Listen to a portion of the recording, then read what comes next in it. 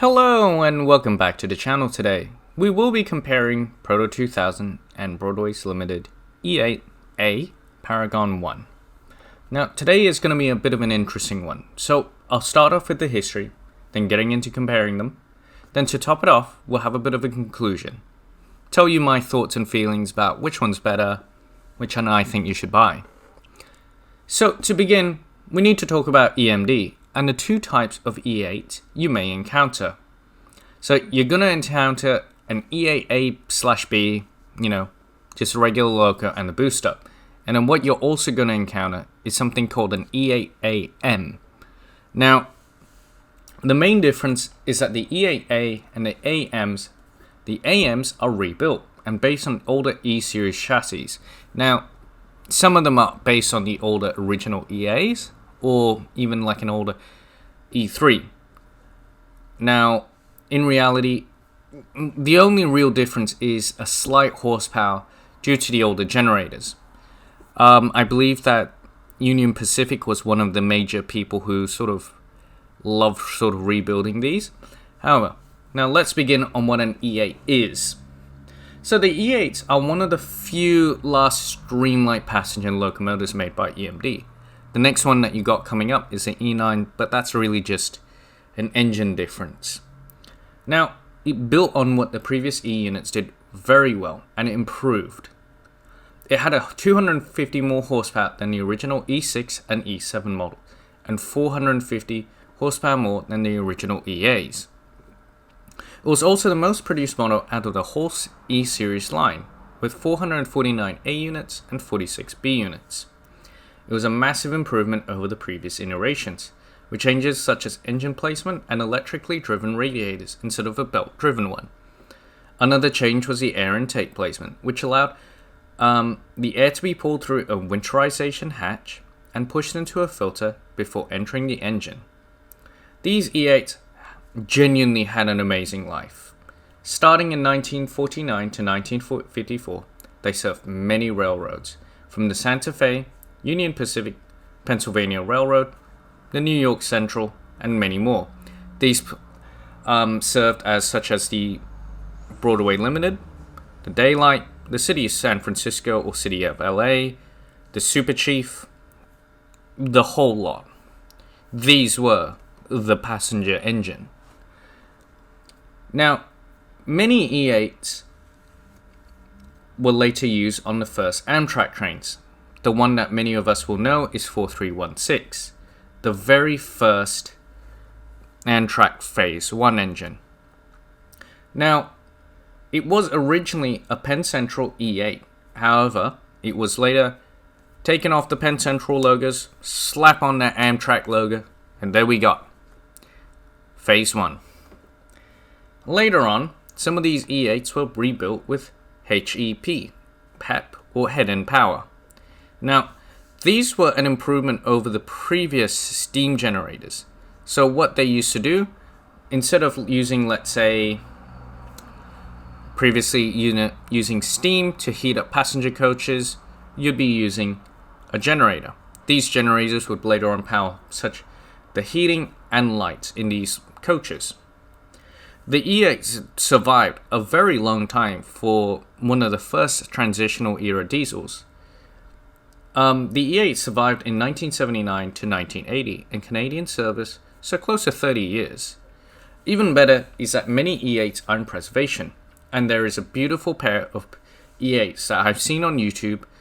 The only flaw is the current owner of them doesn't want to install PTC, positive train control, that would allow them to be run on modern day tracks now.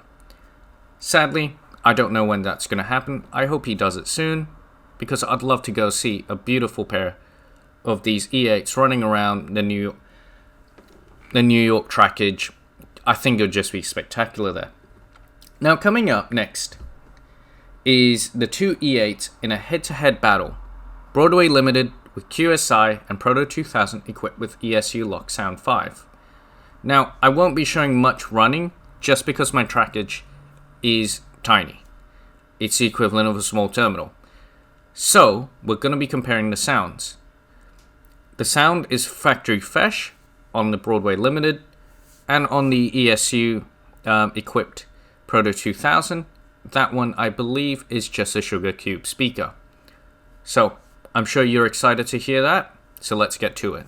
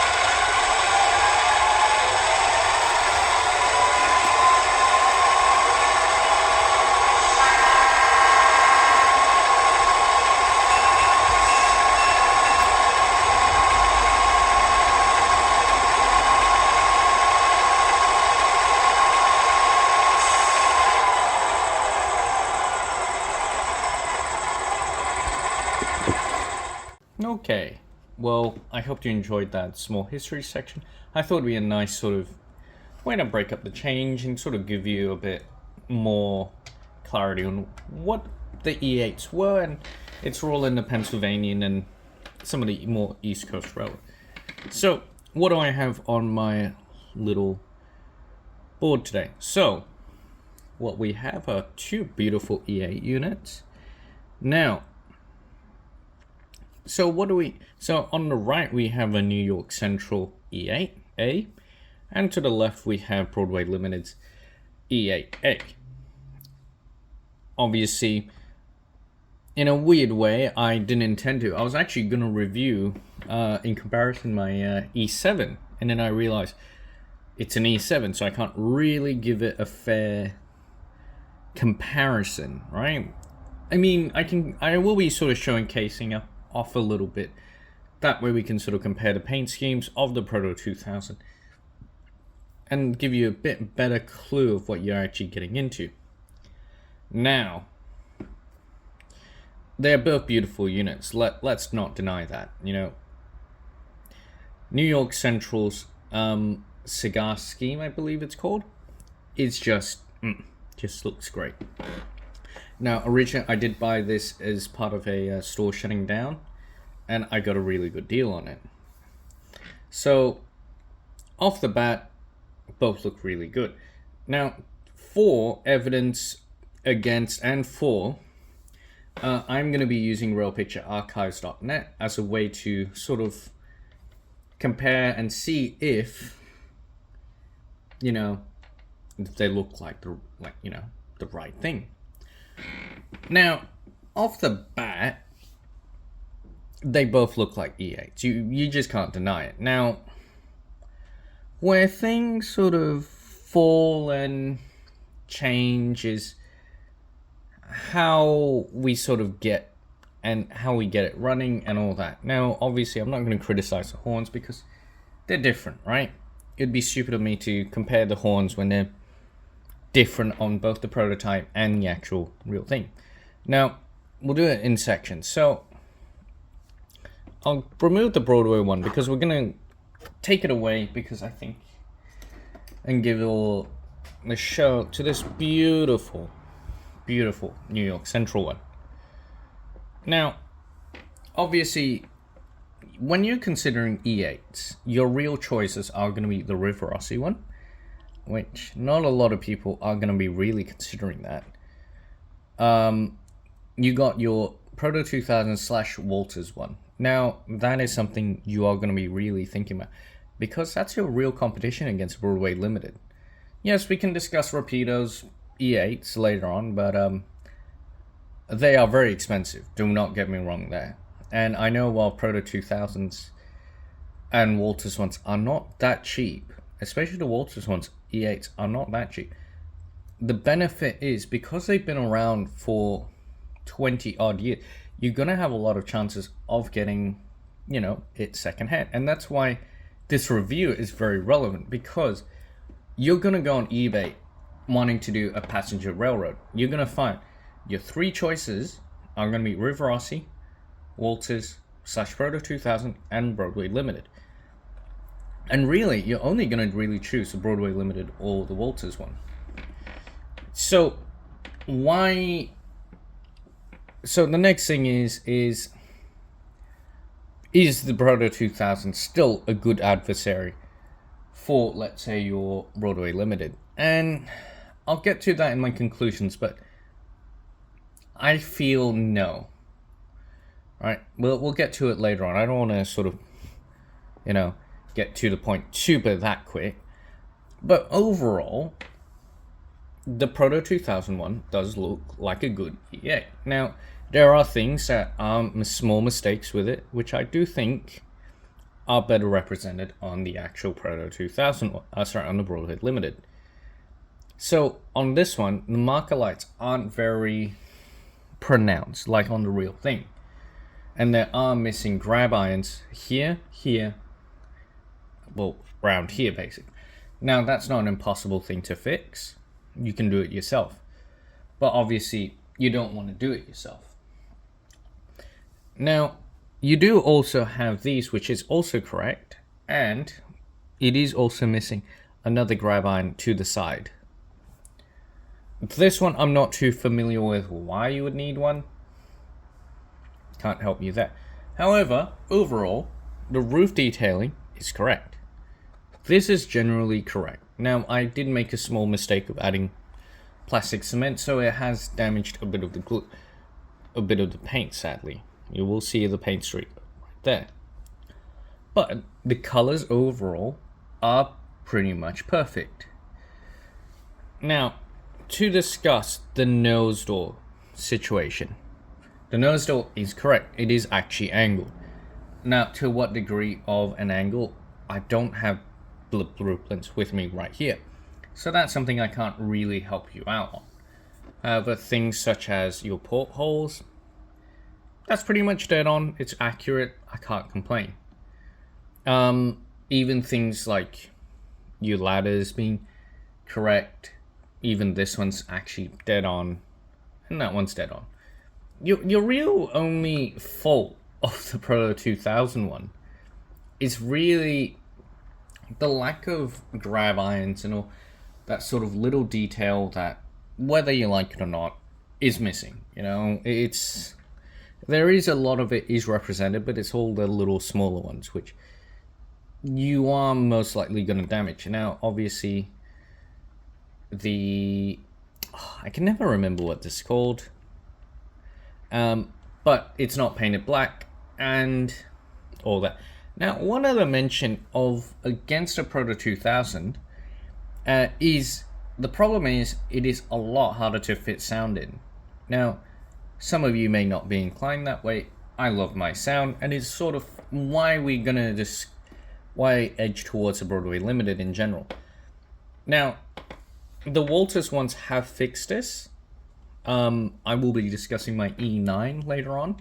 I just find it beautiful and I think it looks gorgeous, but the Walters ones have fixed that issue. They do have spaces for two 28mm speakers, So that is a big plus in towards, you know, the future Walters ones.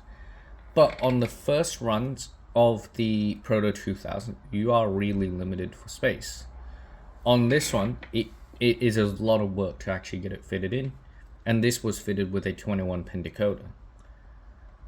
This is factory, you know, sorry, not factory. This is an ESU lock sound 5 fitted with the E8 sound file. It does sound amazing, but there are faults with it. Okay, so the horn is correct. Basically, all your major details are correct, except my criticism of the marker lights sort of being, yeah, just being painted over and sort of not having any sort of detail, or, yeah. And the other major criticism I do have is the actual number boards aren't very, they're very dark, so you can't actually see them unless they're being lit up. Now, I'm going to show you, now when we go move towards the Broadway Limited one factor we are going to compare it to is the actual paintwork on the Proto 2000. So just to bring up, this is a Proto 2000. This is an E7, so I feel it's very unfair to sort of compare it and compare the details. Now, I'm not going to be comparing it, you know, to the details of the E7, because, well, we're not doing an E7 video. Now, where this is extremely relevant is the paintwork. Broadway Limited's paintwork, in my opinion, is a lot more accurate than Proto 2000s. I find that the Proto 2000s is too dark, and it is a bit too purpley, I would say. I know that sounds like a really weird word to use and a way to describe it, but it is purpley. And the other thing that you are going to notice is a lot of the Proto 2000s, especially all the Proto 2000 Pennsylvanians, like I mentioned in my Proto 2000, doesn't feature a train phone. Now, that is a major factor if you are going to be doing Pennsylvania, you know, locomotives in general, because, you know, you will feel like you are missing out to a certain degree. That is a major factor in why I've been choosing Broadway Limited stuff, is because, you know, out from the get-go, they do come fitted with a train phone, and it does make Pennsylvania Railroad make them look very unique. Now, I'm gonna say this outright: the Broadway Limited ones are fantastic in detail, but I don't mean to be rude to whoever did this. They made a very silly mistake. You can probably see and notice what's actually the problem here. It doesn't take a genius to figure out.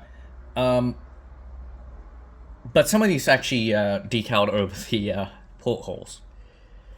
Now, is this really a big issue? No, because you can just wipe it off with cleaning alcohol. But do you really want to do this? No, because it should come out right from the factory. And the worst thing is, the box art on your actual model, you know, like on all of the, a lot of the new kits these days, they sort of just show you what you're actually getting. On the actual box art, it's actually correct. So I'm really wondering why somebody could make such a silly mistake when you just look at the box art, because, oh, we've made a mistake. However, in general, as an E8, it's fantastic looking. A lot of details are absent from, let's say, the actual model. Now, one thing I will mention is I do feel, looking at the actual photo, the windows are actually recessed too far in, especially the windscreen, the front windscreen. It's too far in, right? On the real thing, it's actually quite, yeah, on this, it's pushed in a bit too much, giving like a bit of like a skull effect. That's wrong. And that is something I do hope the Rapido ones have improved on, and the new Walters ones have improved on. Now, obviously what you're going to notice is the angle is also correct. Actually looks like a real proper E8. Just to showcase the other side. Things like the metal grille, that's also well done. I think it's going to be a really good one to model, to weather. Your horns, your major details are correct. Now, it's just a silly mistake of the decals covering the portholes. I don't really know why it happened, but it's just a really, really silly mistake. Now, my major issue with this model is, it's just that really silly mistake. And in general, I think the Broadway one, alright, it's just better value. Now, let's conclude this review, because I feel like I'm going to be rattling on a bit too much, especially with my history and all that. I really love talking about this. Alright. To match, let's say, your Walters Broadway Limited coach, because you are doing a passenger train, you are going to be getting one of these. Right, I'll actually showcase it at the very back, because you're going to notice I find the actual paint scheme of the Broadway ones to be matching of the Walters one, which doesn't match the Proto 2000 one, and that's something you're going to notice actually quite quickly. The Proto 2000 ones are quite dark in comparison to the Walters coaches. So, that's something to keep in mind, right? Now, in conclusion of, let's say, my E8 to E8 sort of comparison here, we'll bring it up like this. Looks fantastic. Personally, I prefer, we'll do it that way. Now, in conclusion, I think the actual Broadway one is better value. I know, someone's quivering there. What do you mean the Broadway Limited one is better value? Now, if you're a sucker for sound like I am, I love my sound. And you aren't super fussed about the running quality. And personally, I'm not that fussed, because if you're running the E8s like a proper train, you're not going to have any issues like with power and all that, because think about it. You got 3 locomotives, you know? Well, at the very minimum, you've got 2 A units, right? A single A unit is going to easily be able to pull, 6 coaches easily. No problems there. No matter the brand. I mean, maybe the Rivarossi one, but I haven't tried that one. But 6 coaches each, you're perfectly fine. Where the actual issue comes into is actually trying to DCC your E8s, because the problem that you're gonna have is on the Broadway Limited ones, they come factory sound. I have my very massive complaints about Broadway Limited's early QSI and Paragon 2 systems. I think QSI on the steam engines is pretty terrible, personally. I don't think it's that good at all. However, on the diesels, from what I've learned, it's actually quite good. Now, this is kind of where we get into a bit of a sticky situation. If you are not that fussed about sound, just buy yourself a Proto 2000. It's a better deal. But where the issue really comes in full effect is you're going to be paying a lot of money just to get the Proto 2000 up to the standard of DCC sound. Now that's a big factor, because DCC sound is going to cost you an extra $100, $200 on top of the model you just bought. Effectively, you're going to be paying double the locomotive costs. Like, I paid $200 for a E8A and a B unit by Proto 2. It was one of the early ones. The problem is the decoder that I put in it, an ESU Lock Sound 5, cost $200. That's the problem, is to put an E8A and a B unit with sound. Right? Just even one of them with sound, you're going to be looking at $400. And this is why the Broadway Limited one is just better, right? In some ways, it improves on the mistakes of the actual A on like the Proto 2000 ones. However, your major improvement is the actual cost part. I got the 2A units for $400. That's about, what is that? $250 US. I'll add that into the conversion for you.